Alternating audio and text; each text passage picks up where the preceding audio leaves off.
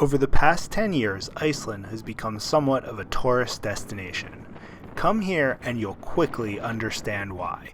A financial crisis in 2008 made the country somewhat more affordable than it was, and its natural beauty is stunning, absolutely second to none. We flew up here for a quick 4 days to see the Northern Lights in October. Iceland is conveniently located in between the east coast of America and Europe. It's only about a 5-hour direct flight from New York.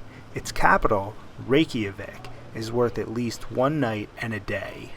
The city, which feels too small to be a national capital, is at the same time historical and quirky. Our hotel, the Hotel Marina Reykjavik, was the site of an old paint factory. Our windows opened up to a still-used dry dock. Most flights to Reykjavik from the U.S. arrive early in the morning. Luckily, the city is known for its cafe culture. Settle in and grab a latte before going out to explore the city. And this is going towards the city. That very modern building is a music hall or a concert hall. Those are some Coast Guard ships. That is the big church in the middle of town. That's kind of center Reykjavik, looking that way. The best activity in Reykjavik is a half day of whale watching. Being in the northern Atlantic, expect cold weather. Luckily, the boats will provide you with the necessary gear to stay warm. Where are we? We are whale watching in Iceland. And this is pretty much a private tour here because this is the ship. That's our hotel, that gray building. Oh no, I'm sorry, that's our hotel back there. But there is no one on the ship today. The boat wasn't the only thing that was empty that day.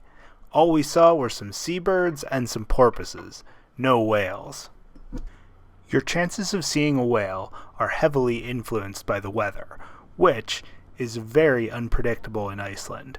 There are many departure times throughout the day, but if you know you're going whale watching, check in with the company you plan on using. The departure you plan for might not be the best time to go. To get around the country, you'll need a car. We rented one with 4-wheel drive at the airport. Outside of Reykjavik, we found most of the roads to be well maintained, well marked, and void of any traffic. After a day of whale watching in Reykjavik and an evening trying some new Icelandic cuisine, we headed north and west, about an hour outside of the capital, to the famous waterfall Gullfoss and the world-famous geyser.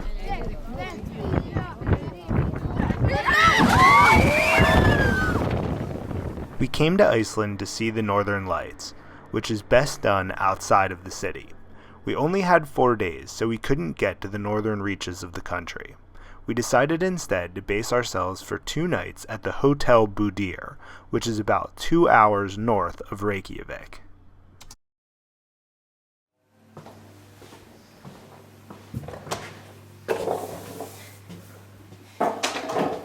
I'm filming the room. Our room has a view of the ocean and the glacier. Well, the ocean out this way. Beautiful sunrise. Of course, it is 9 a.m. The clouds coming over there. And then to this side, we see the glacier. Spectacular. The Hotel Budir in Budir, Iceland. We stayed on the peninsula for 2 nights, and during our time there, the skies were clear, the moon was dim, and yet we never caught a true glimpse of the Northern Lights. Luckily, there was lots of other things to see and do to keep us occupied during the day. Things like petting Icelandic ponies and exploring ancient Viking wells.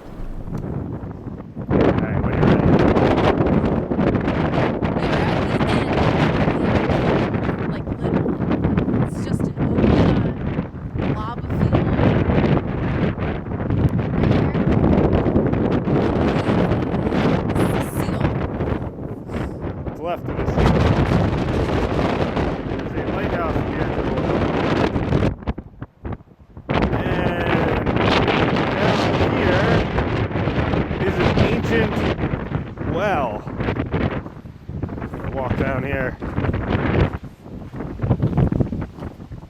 This is an ancient Viking well.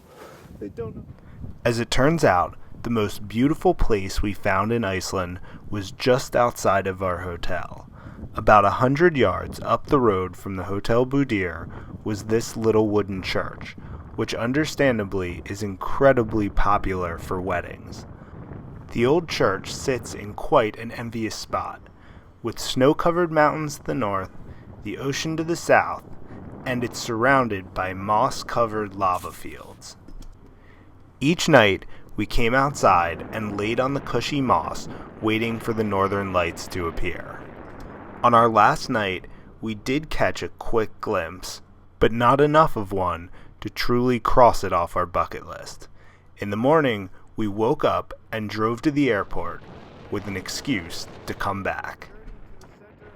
Our flight home wasn't until the afternoon, and there was one more stop we had to make, a stop that every tourist going to Iceland needs to make, the Blue Lagoon, which is conveniently located about 20 minutes from the airport. The Blue Lagoon. This is where we say goodbye from Iceland.